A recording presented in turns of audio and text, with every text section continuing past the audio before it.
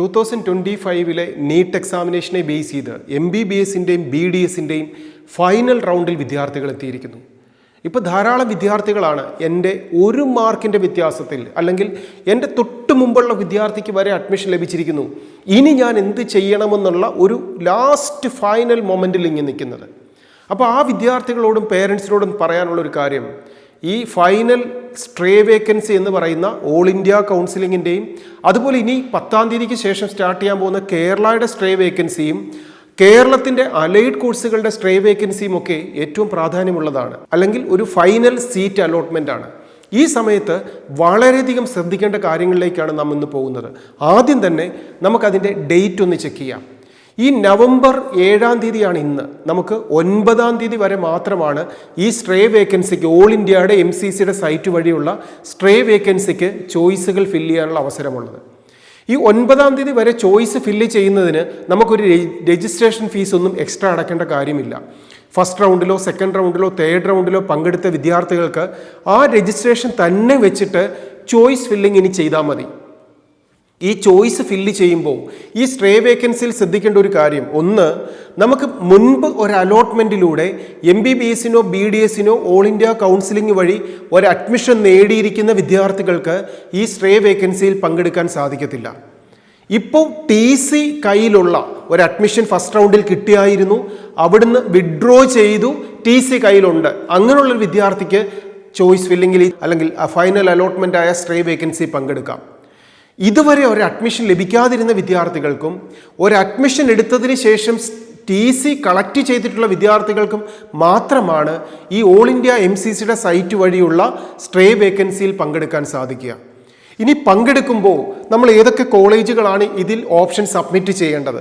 നമ്മുടെ പ്രയോറിറ്റി അനുസരിച്ച് തന്നെയാണ് കൊടുക്കേണ്ടത്. പക്ഷേ ആ പ്രയോറിറ്റിയിൽ മുമ്പുണ്ടായിരുന്ന അത്രയും കോളേജുകളൊന്നും ഇനിയില്ല. ഇപ്പോൾ വേക്കൻസി ഉള്ള സീറ്റുകളുടെ സീറ്റ് മെട്രിക്സ് പബ്ലിഷ് ചെയ്തിട്ടുണ്ട്. ആ സീറ്റ് മെട്രിക്സ് നോക്കി ഏതൊക്കെ കോളേജിലാണ് എനിക്ക് പഠിക്കാൻ താല്പര്യം, ആ കോളേജുകൾ കൃത്യമായിട്ട് കൊടുക്കുക.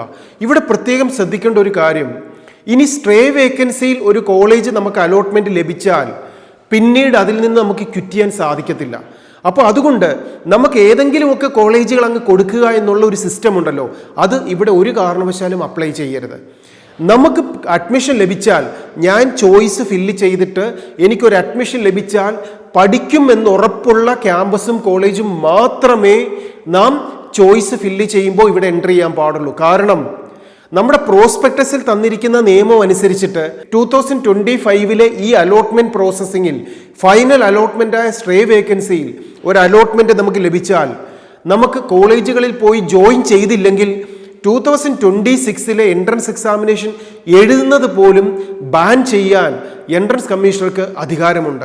അപ്പോൾ അതുകൊണ്ട് തന്നെ ഈ സ്ട്രേ വേക്കൻസിയിൽ പങ്കെടുക്കുമ്പോൾ നമുക്ക് ഒരു അഡ്മിഷൻ ലഭിച്ചാൽ, അത് ഇന്ത്യയിലെ ഏത് സ്റ്റേറ്റിലും ആവട്ടെ, MBBSോ BDSോ BSc നഴ്സിംഗ് ഏതുമാവട്ടെ, ഡീംഡ് കോളേജ് ആയിക്കോട്ടെ, എനിക്ക് ഒരു അഡ്മിഷൻ ലഭിച്ചാൽ ഞാൻ പോയി ജോയിൻ ചെയ്യുമെന്ന് ഉറപ്പുള്ള കോളേജും കോഴ്സും മാത്രമേ പ്രയോറിറ്റി അനുസരിച്ച് ഓപ്ഷൻ ഫില്ല് ചെയ്യാമുള്ളൂ.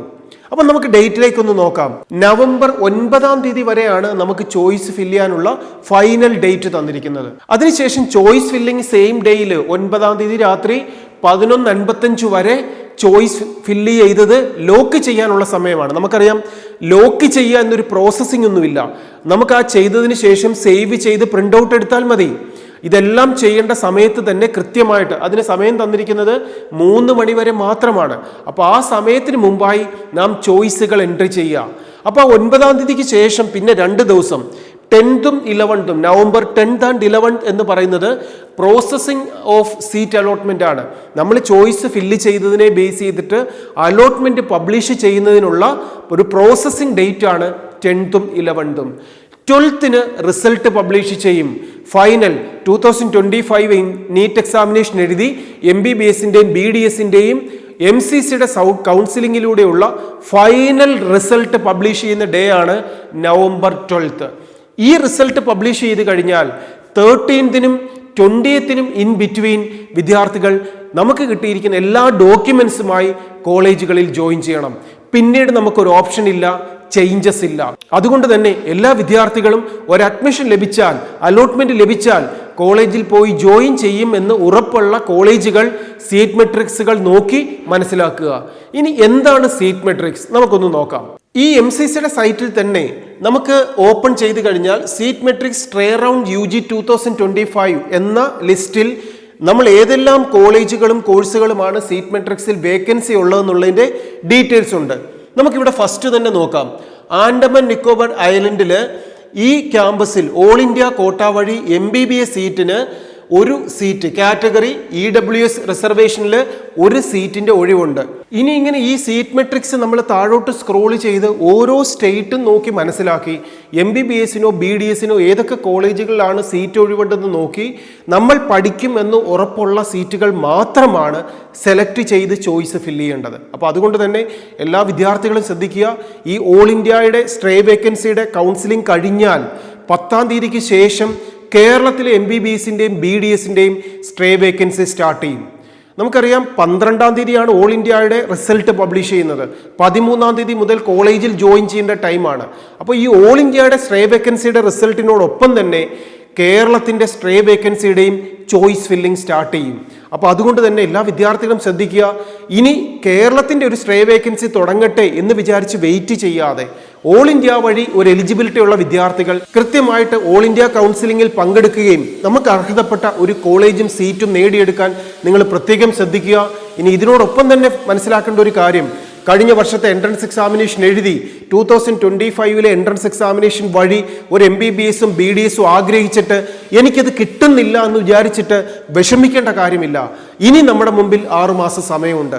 നന്നായിട്ടൊന്ന് പഠിച്ചാൽ, നല്ല കെയറോടുകൂടി പഠിച്ചാൽ അവിടെയാണ് നിങ്ങളെ സഹായിക്കുന്നത് ആൽഫ അക്കാഡമി. കേരളത്തിലെ ഏറ്റവും മികച്ച അധ്യാപകരോടൊപ്പം ഏറ്റവും മികച്ച ക്യാമ്പസിൽ നല്ല സ്റ്റഡി മെറ്റീരിയൽസിൻ്റെയും ലൈബ്രറി ഫെസിലിറ്റിയും ഹെൽപ്പിയോടുകൂടി നിങ്ങൾക്ക് ഡെയിലി എക്സാമിനേഷനും മോഡൽ എക്സാമിനേഷൻ സീരീസും ഒക്കെ അറ്റൻഡ് ചെയ്തുകൊണ്ട് ഏറ്റവും നല്ല വിജയം 2026 നേടാം.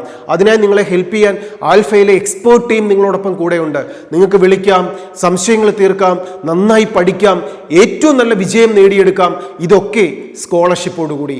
ഇനി നിങ്ങൾക്ക് എന്തെങ്കിലും ആവശ്യങ്ങളുണ്ടെങ്കിൽ, ഇനി നിങ്ങൾക്ക് ഓരോരുത്തർക്കും പഠിച്ച് മിടുക്കനാകാൻ ആഗ്രഹിക്കുന്നുണ്ടോ, ആൽഫയുടെ ക്യാമ്പസിലേക്ക് വിളിക്കാം. നിങ്ങളെ ഹെൽപ്പ് ചെയ്യാൻ ആൽഫ അക്കാഡമി കൂടെയുണ്ട്. All the best.